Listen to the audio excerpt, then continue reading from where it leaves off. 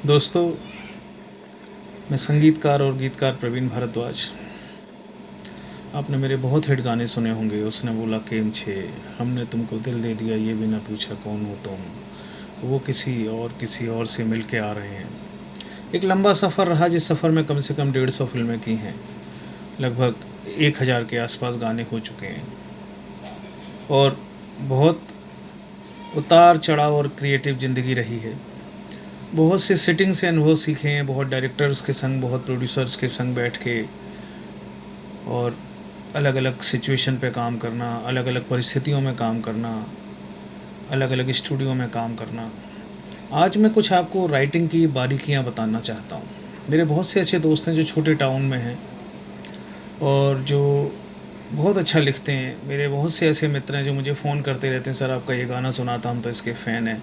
मेरे बेवफ़ाई की सीरीज़ के गाने बहुत छोटे छोटे टाउन में बजते हैं और वहाँ से मुझे फ़ोन आते हैं मेरे फ्रेंड्स के, फैंस के, कि सर ये गाने बहुत अच्छे लगते हैं और ये कैसे आपने इतना दर्द और ये सब इस तरह की बातें करते हैं। बड़ी खुशी होती है।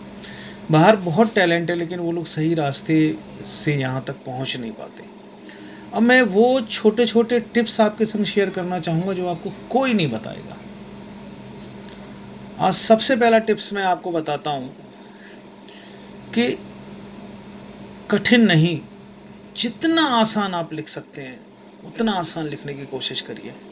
बस उसका भाव बड़ा होना चाहिए। ये नहीं कि उसके अंदर उर्दू के ऐसे शब्द हों कि जिसके लिए डिक्शनरी रखनी पड़े, जिसके लिए ऐसा नहीं कि जिसके इतने कठिन सेंटेंस बने कि जिनको समझाने के लिए आपको समझाना पड़े। आप इतना आसान लिखिए, इतना आसान लिखिए और उसका भाव इतना बड़ा होना चाहिए कि जो आसमान को छू ले। जैसे मैं अपने ये गाने का उदाहरण देता हूँ। जब भट्ट साहब ने मुझे सिचुएशन समझाई कि बिपाशा बसु एक कॉप होती है और दीनू मोरिया एक क्रिमिनल होता है और वो उसको पकड़ने के लिए जाती है और उस समय एक ऐसी सिचुएशन क्रिएट होती है कि उसको उसी की हेल्प करनी पड़ती है और दोनों के बीच में प्यार होने लगता है। अब इस सिचुएशन को आप कैसे हैंडल करोगे? भट्ट साहब बहुत क्रिएटिव हैं। मेरी उम्र उस समय बहुत कम थी और एक बड़े लोगों के साथ काम करने का हल्का सा डर भी था, लेकिन उस सिचुएशन को बहुत अच्छे से हैंडल करके एक बड़ा सुंदर सा मुखड़ा आया और उस मुखड़े ने पूरे साल का वो सबसे बड़ा हिट गाना रहा। हर अवार्ड में वो नॉमिनेट हुआ, हर जगह वो बजा, जहाँ जाओ बस वही गाना सुनाई उस साल पड़ता था और वो गाना था, हमने तुमको दिल ये दे दिया, ये भी न पूछा कौन हो तुम। तो एक लाइन के हमने तुमको दिल ये दे दिया, ये भी ना पूछा कौन हो तुम, इस लाइन ने आग लगा दी।